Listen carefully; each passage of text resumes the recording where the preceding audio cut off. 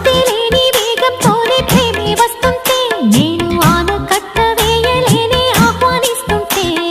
పట్టే తప్పే విరహంలోనే మునిగిపోతుంటే ఇంకా క్షేమంగానే జీవిస్తాని చెయ్యందిస్తుంటే